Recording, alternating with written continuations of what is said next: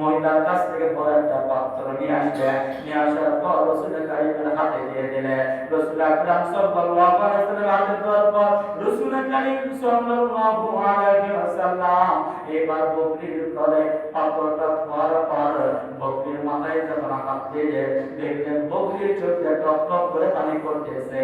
Doctor বলতেছেন, বকরি রে কেন কাঁদি, তুই কি আমাকে চিনতে পেরেছে?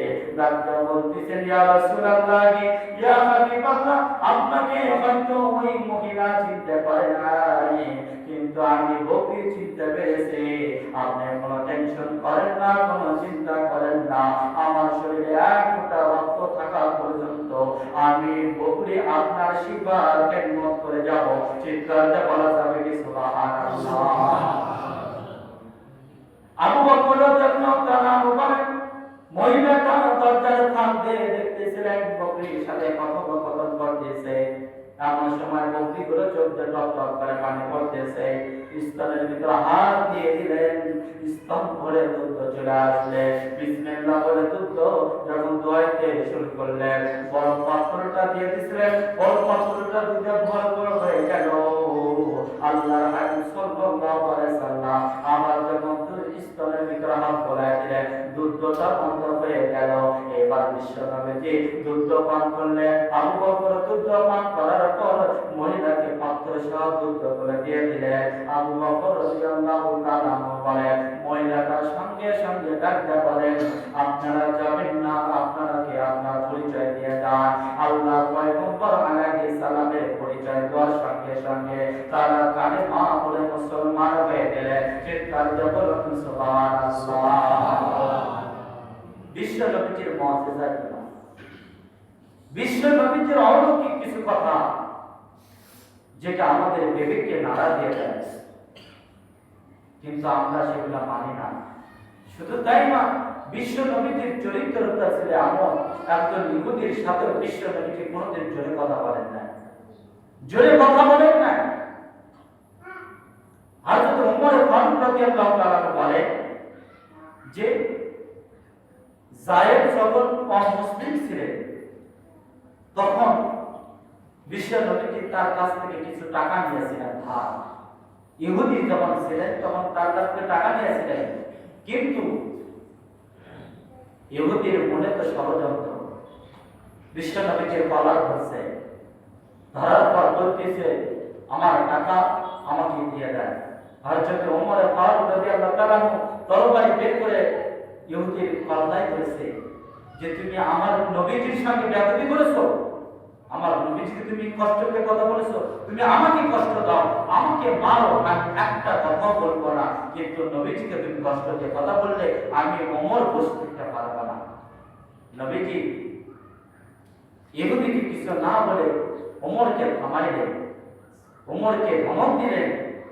ওমর রাদিয়াল্লাহু তাআলা থেমে গেলেন আর বলতেছে, তুমি যদি আমাকে ভালোবাসো তাহলে ইহুদির থেকে আমি যে টাকা নিয়েছি সেই টাকা পরিশোধ করে দিয়ে দাও। ওমর ফারুক রাদিয়াল্লাহু তাআলা বলতেছেন, তুমি টাকা দিবে না, কি দিবা টাকা দিবে? বলতেছে, আমি টাকার বিনিময়ে তোমাকে খেজুর দিতে চাই। ইহুদির মনে চিন্তা, খেজুর পাওয়া কথা, খেজুর তো কেবল পাকতেছে। তো ওমর রাদিয়াল্লাহু তাআলা ইহুদিকে গোদামের দিকে ছাড়াই দিয়েছে, যাও যত খেজুর দরকার হয় তুমি এখান থেকে নিয়ে যাও।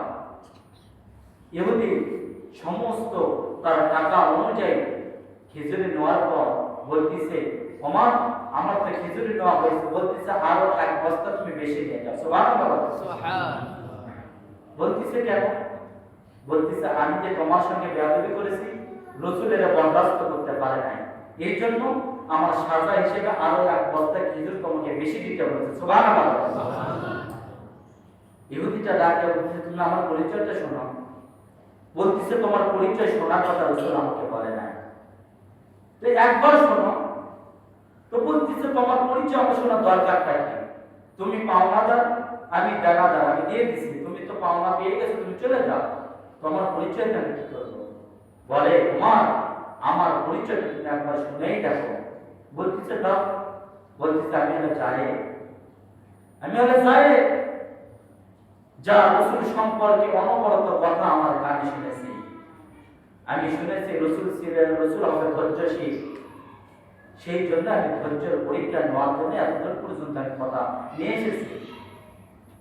তো বলতেছে ওমর, আমি তো কালিমা পড়ে মুসলমান হইতে চাই। যে নবীজির চরিত্র এমন, যে নবীজির সাহাবীদের চরিত্র এমন, সেই নবীজি তো কোনোদিন মিথ্যাবাদী হইতে পারে না। যে নবীর চরিত্র এমন, সেই নবী তো কোনোদিন সন্ত্রাস হতে পারে না। যে নবীজির চরিত্র এমন, সেই নবীজি তো কোনোদিন মানুষকে ধোঁকা দিতে পারে না। আমি যাই নবীজির হাত ধরে মুসলমান হইতে চাই। চিৎকার করে বলুন সুবহানাল্লাহ। আর আমরা তো মানুষদেরকে কষ্ট দেওয়ার জন্য কয় না, কথা বুঝেন নাই?